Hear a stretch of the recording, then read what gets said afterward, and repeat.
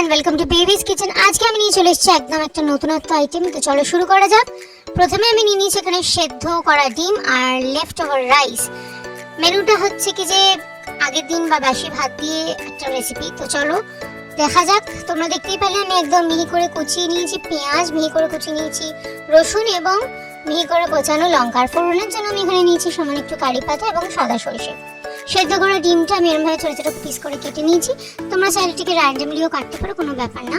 তো প্রথমেই আমি কড়াইতে সরষের তেল দিয়ে নিলাম। সরষের তেলের মধ্যে ছেড়ে দিলাম পেঁয়াজটা, তারপর দিয়ে দিলাম রসুনটা, তারপর দিয়ে দিলাম কাঁচা লঙ্কা।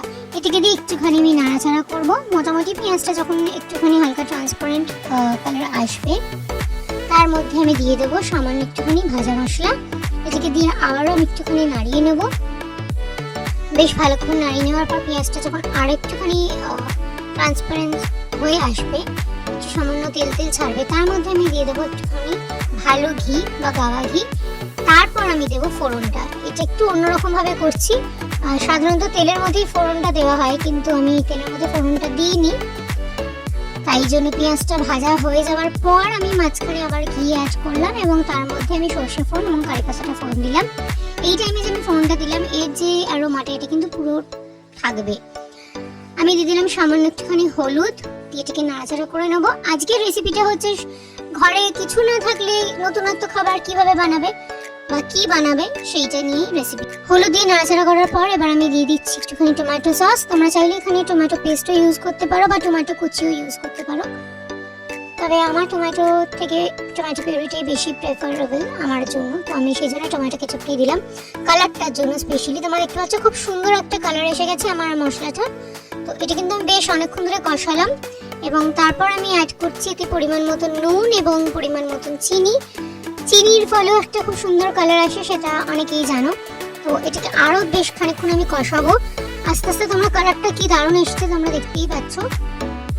তো ঘরে যখন বিশেষ কিছু থাকবে না, শুধু ডিম রয়েছে আর যদি বাসি ভাত থাকে, তাহলে সেইটা দিয়েই মানে এই দুটোই যেহেতু মেন উপকরণ, এই দুটো দিয়ে এই সুন্দর রান্নাটা কিন্তু করা যায় এবং দেখতে এটা অনেকটাই বিরিয়ানির মতন হবে এবং খেতে বেশ টেস্টি হবে। পেঁয়াজটা বেশ ভালো মতো আমার কষা হয়ে গেছে, তোমরা কালারটা দেখতে পেলে। তেলও ছেড়েছে। তো তার মধ্যে আমি দিয়ে দিলাম আগের থেকে কেটে রাখা ডিম সেদ্ধ টুকরোগুলো। এটাকে বেশ ভালো করে আমি মিক্স করে নেব। হ্যাঁ, কুসুমটা যেটা আছে এটা কিন্তু পুরোটাই এর সাথে মিক্স আপ হয়ে যাবে বা ব্লেন্ড হয়ে যাবে, তাই নিয়ে কোনো অসুবিধা নেই। আমার মেইন ইনগ্রেডিয়েন্টস কিন্তু সবটাই দেওয়া হয়ে গেছে। কালারটা দেখতে পাচ্ছ, আমার মশলা রেডি। এর মধ্যে এবার আমি দেবো একটু একটু করে ভাত এবং মশলাটাকে মিক্স করব। অল্প অল্প করে ভাত দিলে কি হয়, আমার পার্সোনালি মনে হয় যেটা মিক্স করতে অনেক সুবিধা হয় এবং মশলাটা বেশ ভালো মতন ভাতের সঙ্গে মিশে যায় এবং টেস্টটাও তাতে বাড়ে। এবং কিন্তু একসাথে যদি পুরো ভাতটা আমি দিয়ে দিই, মিক্সিংটা ঠিক ইকুয়াল হয় না আমার মনে হয়। কোথাও মনে হয় মশলাটা বেশি বা কোথাও মনে হয় মশলাটা কম। তো আমি ভাতের মানে আমার যেটুকুনি ভাত ছিল তোমাদের প্রথমেই দেখিয়েছি, সেই ভাতটুকু আমি 3 পার্টে দিয়েছি। 3 বারে ভাগে ভাগে দিয়ে আমি একটু একটু করে নাড়িয়ে এটাকে মিক্স করেছি। তোমরা দেখতেই পাচ্ছ এটা পুরো কিন্তু একটা বিরিয়ানির মতন দেখতে লাগছে। নর্মালি বাড়িতে যারা আমরা খুব সাধারণভাবে যারা বিরিয়ানি বানিয়ে থাকি, এরকমই একটা দেখতে লাগে। তো আমি এটা বাড়িতে হেসে হেসে মজা করে বলছিলাম যে গরিবের বিরিয়ানি আজকে আমি বানাচ্ছি। তো যাই হোক, আমার কিন্তু বয়েলড এগ রাইস, যেটা আমি ফার্স্টে নামটা দিয়েছিলাম কিন্তু বলে নিয়েই বলছি।